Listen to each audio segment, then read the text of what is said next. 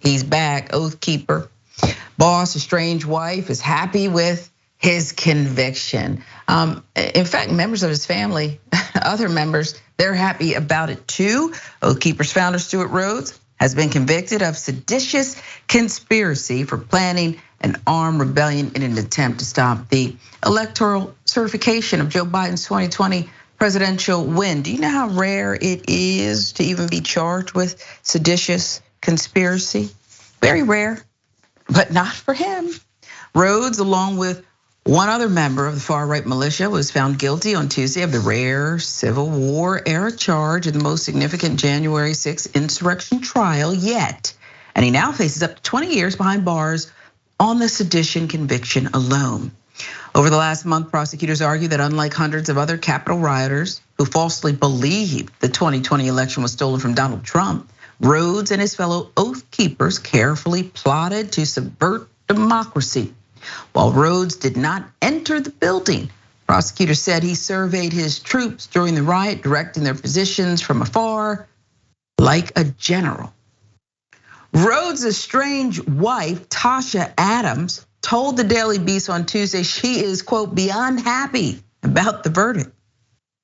Quoting, he has absolutely never had to face a consequence in his entire life. This will be the very first time, Adams added. He spent his life making others pay. This, she goes on to say, was past due for him.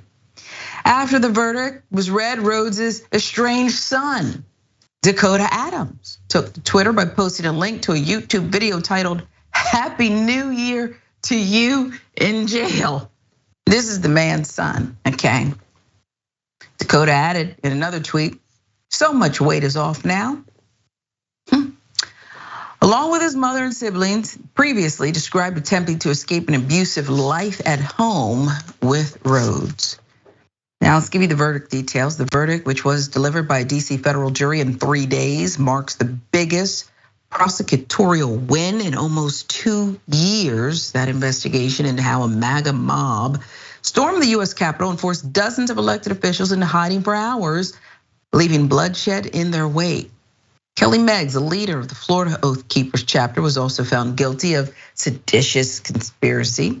Their co-defendants, Thomas Caldwell, retired Navy intelligence officer, member Kenneth Harrelson and Jessica Watkins, who led an Ohio militia group, were found not guilty of the most serious charge, but every defendant was convicted of obstruction of an official proceeding of Congress, which itself carries up to 20 years in prison. I mean, they hit him with everything.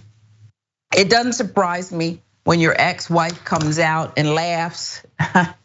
There's a reason women laugh when bad stuff happens to their exes. And I'm not telling my own story. I'm just telling you for a friend. There's a reason that women laugh, haha, okay? Seditious conspiracy, you. This guy is a mess, but it amazes me, Jeff, that people, boy, so many people, this is your leader, they follow this? Yeah, he's completely flawed. But look, going back to what you just said a second ago, I'm sure there's a running tally of the significant others, the wives, the girlfriends, the exes, who actually told on those men who were trying to take over and prevent a free and fair election from being certified. Yeah. And so I'm just wondering, like, well, I was gonna read about this, but did she rat him out? Did she tell him, or did she just kind of wait for justice to happen? So like, while I'm glad that she's laughing about it and she's saying who he really is, I'm like, hey lady, could you have told everybody who he is? But maybe I'm missing something. Maybe her testimony is in there somewhere. Now, I can only hope that now that we have some justice and this penalty, he's about to face a lot of years. I'm hoping this will prevent any further thing like this, because the January 6th insurrection was called a dress rehearsal. It was called a test run. And if something like this were to happen in the future, hopefully people could see what just happened with this man and go, yeah, maybe I shouldn't do that, because I don't think anything like morals or ethics or truth or facts are gonna stop anybody else. So maybe this decision will help with that. You know, you may be onto something. I bet you there are a lot of their exes who turned them in and watched the video and zoomed in and did a freeze frame. And I would love to see Oprah interview these people. Can you get this ex-wives and girlfriends club together and have them all tell their stories, okay? Because they really serve their country, and perhaps they deserve one of those medals that the president can hand out. That would be something must-see TV. So let's find them and give them their due.